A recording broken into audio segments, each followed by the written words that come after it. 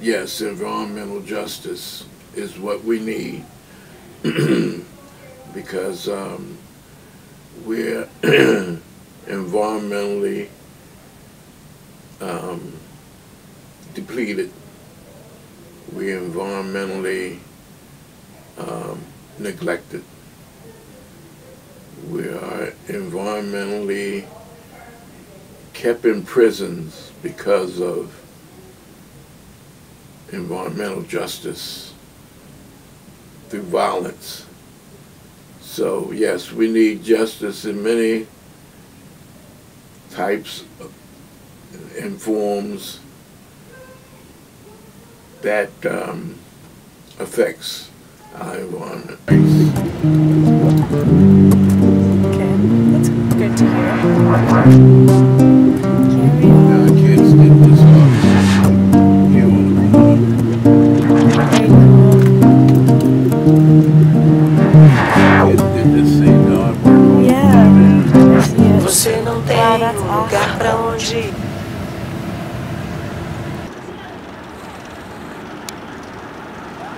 So right on Monroe, we got 16 hoop houses. For the winter, we'll be producing through 9 of them. Okay. And then starting spring, we'll have all of them, most of them, in production.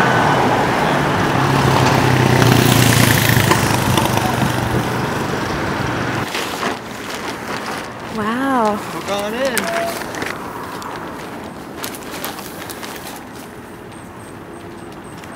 Wow. Do you see your work on the farm or the farm itself as environmental justice in Baltimore? Yeah, definitely. We're in a food desert. Yep. And Sandtown-Winchester has the highest re-incarceration rate of Baltimore, and so our mission is to employ recently returned citizens from incarceration and community members, and so providing jobs and food is really, that's a really beautiful thing that this project is doing. particular matter that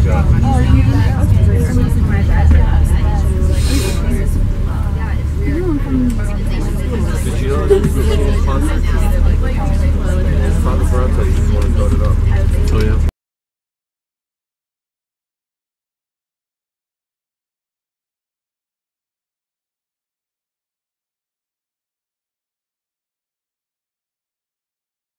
Some of the big issues center around the number of kids in poverty, right, in Baltimore. When we look at kind of U.S. statistics, we know that about 37% of African American kids are living in poverty versus about 12% of Caucasian kids. And I think that this kind of holds true across the city of Baltimore, where we have a lot of concentrated poverty in African American neighborhoods. And this manifests in so many different ways in their neighborhoods, right? Like we see kids who live in neighborhoods where there's concentrated poverty, they're exposed to all kinds of environmental toxins, right? So probably the biggest one that we think about when we think of an environmental toxin is lead, right? And we know that kids who, African American kids are almost twice as likely than Caucasian kids to be exposed to lead. And this is really important, right, because lead has all sorts of cognitive, or affects cognitive function, right? So this is going to affect kids' ability to succeed in school, to be sort of emotionally stable, and sort of their overall emotional cognitive development. So it just sort of sets them off on the wrong foot already. We know that we see in Baltimore really high rates of asthma. So the prevalence of asthma in Baltimore is almost twice what it is on the national average. We have about 20% of kids in Baltimore who have asthma compared to a little over 9% nationally, and the highest hospitalization rate in Maryland for asthma, and one of the highest in the country. So what this translates into is that so many kids are getting treated for asthma, which takes them away from school, it takes their families away from work, and impairs sort of their physical life, their and their quality of life overall, right? And a lot of that's due to not only poor air quality, but poor housing, dampness in homes, mold, pests, that sort of thing, which are also sort of symptoms of sort of living in an impoverished environment. To say that, that just because you care about the environment, you don't care about people is completely missing the point. Right. I also think that, and sometimes I tell some of the residents when I'm teaching, I give the example of the trash incinerator in Southwest Baltimore that was stopped by a group of high school students who didn't want this trash incinerator to be a mile from their school. And Destiny Wofford, she got an international award for her work. She was amazing. She was only in high school. She testified in front of the Maryland General Assembly. She led this movement. And, it speaks to, just because sometimes we're not listening to people's voices about what it's like to live in neighborhoods like that doesn't mean that they're not noticing. And she gives very profound descriptions of what it's like to live in a neighborhood where you feel like people aren't caring about the environment around them. So just because we aren't necessarily hearing those voices doesn't mean that they're not trying to have their voices heard. One of the poorer communities in Baltimore City proper, and just kind of give an idea, like I think it's a 16% unemployment rate, 26-ish% poverty rate, and it's just it's a majority community of color. Trying to think of other things here.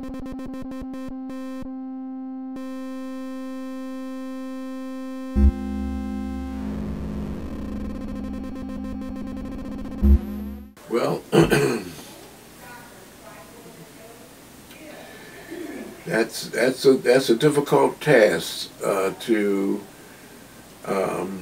relate the importance of planting trees and to save the environment, and to get those in the community to understand when we do that we're saving them, and it is supportive of them. It's been concrete and asphalt all their lives, and now that our waters are being poisoned, and all of the negative things that are happening to us in our society because we as a people did not think that it was important to add that type of interest in our lives. So yes, that is a difficult task, and we have to start with one project at a time. We start with our young kids that are in elementary school, and we have them plant, and we educate them of how important it is to protect the environment and how it coincides with everyday life. So it may be hard to get the older ones to bend, but when you're young, you can mold and twist and bend and educate the importance of having environmental justice.